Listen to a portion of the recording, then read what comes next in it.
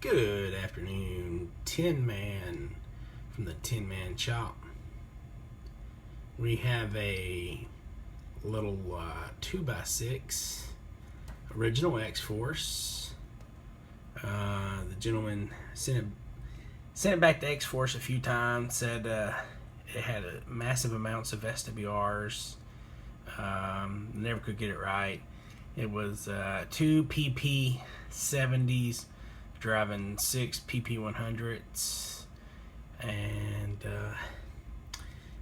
less than 25 keys on it. It kept burning up. Just had high SWRs. So he sent it to a TinMan, and he said, he says, I like the 2x8 you built me. So those X-Force stickers on the front of it, take it off. I don't want them. You go through it, you do your thing to it. So that's what we did. Per the customer's request, we went ahead and took that X-Force sticker off of it, went through it and built it, redid it the TinMan way. So it had a high-low switch. We put a variable on and off with the remote. He only had about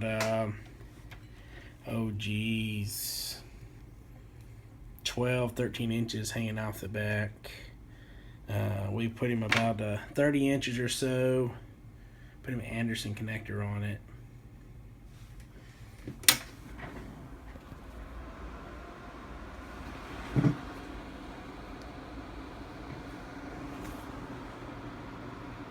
Alright, well, let's do some testing, and we'll come back.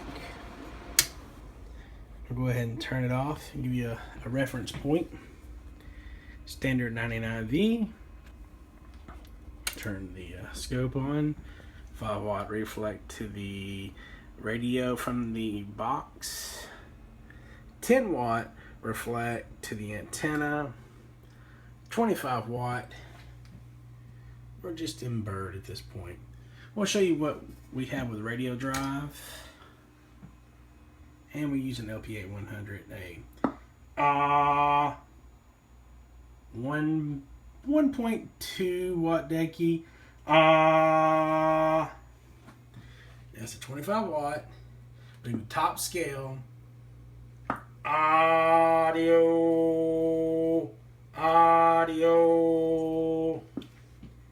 8, 9 bird. Let's see here. Steel, we have it. It's all the way down. We'll carry it about a quarter of the way. A little over 1.5. Audio. 10 bird. Roughly. How much peak? Probably change that slug out. Audio. So about 40 peak. So we'll go ahead and change out the 25 watt. Let's see here, there's 1,000.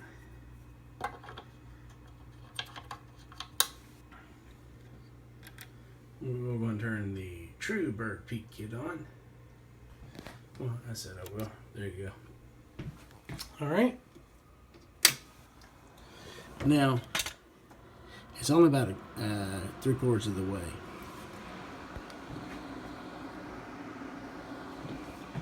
Floating 18.5 with key down. Audio, hello. So you're at 13.4, 13.5. A little bit low, but we'll see. Of course it's gonna slam it. Let's go ahead and change. That was without me. Go back here. 1,000 bird. Slams it. 2,500 watt slug is out. Bring me back my 2,500 watt slug. We'll go 5,000. We're reading the middle scale. 1,000. 1,500, 2,000. Audio, audio, audio, audio, audio, audio. See, not da da da da da. It's a dampened meter. Audio, audio, audio, audio. But we're kind of low in voltage. Audio, audio, audio. Look, no SWRs. No SWRs. Alright, I'm going to put the phone down. I'm going to bump the voltage up a little bit. I want you to hear some fan noise.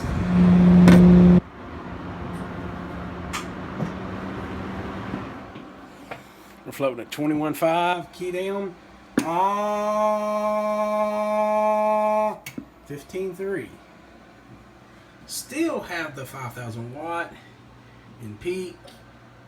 Audio.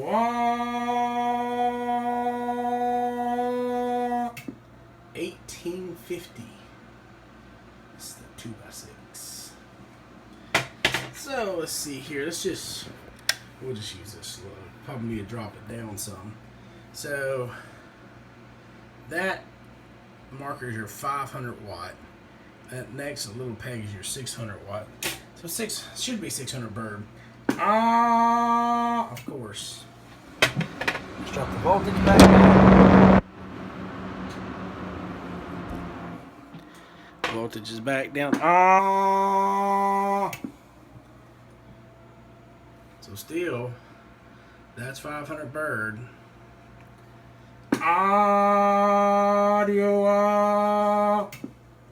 That's still 500 bird, and we're dropping below 13.8. So, with all said and done, this will be. I mean, you can't get anywhere. Look at the reflect. 5 watt between the radio.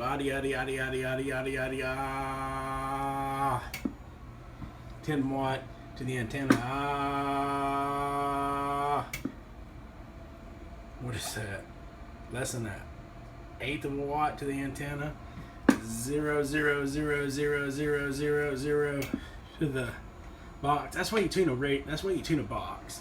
No SWRs. I don't know why it was 4 in there. I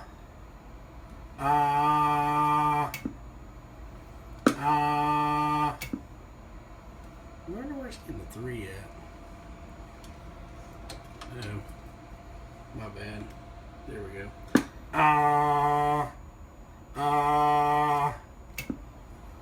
There you go.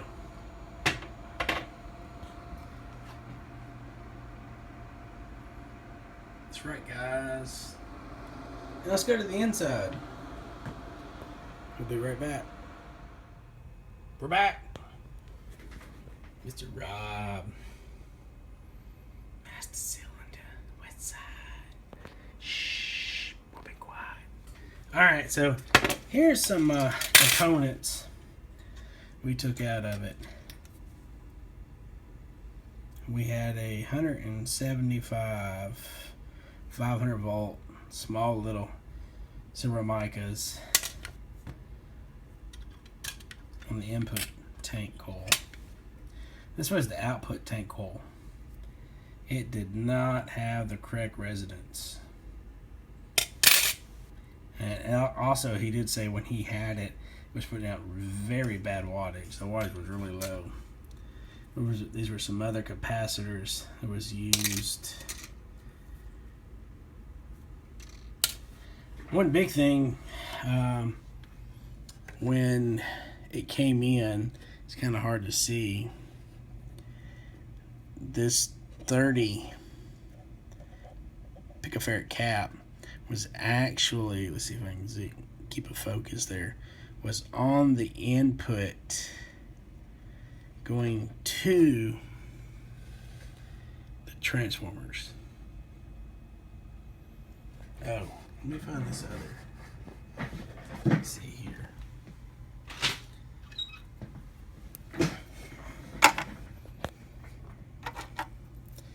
This was the high-low. So it came down This connected to the input transformer. This went to a ground. And I'll try to upload some pictures in between the videos. So your input coax, your high-low. But they threw a resistor directly to ground to try to kill the SWRs. Anyway, so here we are now. Come on, focus for me. Took the PP100s out, went ahead and just slapped some good old Japanese soldiers in it. That's right. I could have made PP100s work. I know X-Force can make them work, but they've got so many boxes coming and going. It's just hard to catch every single one of them. But once again, I'm not a builder that's going to dish any other builder. That's just me. Things happen, and unfortunately, we get them fixed, no matter who it is. And then your input, two 2290s, they're matched. We put the variable in. Now, the only time we use a 5-watt resistor is to the ground. That's it. Nothing in here has 5-watt resistors besides that one to the ground. 247s. We went ahead and get some focus issues going on. Went and re-risterize. I don't know if you want to call that a southern word or what. Put new resistors on the input. On the input, your output was burnt. We went ahead and replaced your output combiners and your input combiners. We did leave the input tank coil. We just retuned it. We built you a new output tank coil from this to that. And we did relocate your brass capacitor here. We use 10 gauge Teflon. Of course, we will make sure it's all fastened down so when it gets shipped back to you, be in tune. Other than that, brother man, your 10-8 treetop tall TinMan setup. And we'll go ahead and slap the 10 on it. We'll rewire your remote to match your 2x8 and build that new remote for you. If you guys need anything, you know how to find me. We have references. We build them as if we'd want them built for ourselves. Just remember, customer service and quality amps are everything. There's a lot of talk out there right now about cloners. There's a lot of us out there that have been making the exact same amps as anybody else and just as durable. But if you can't stand behind your work with a warranty, if you can't stand behind your work with customer service, or at least talk to your customers, you don't have a good product. And I'll leave it at that. TinMan.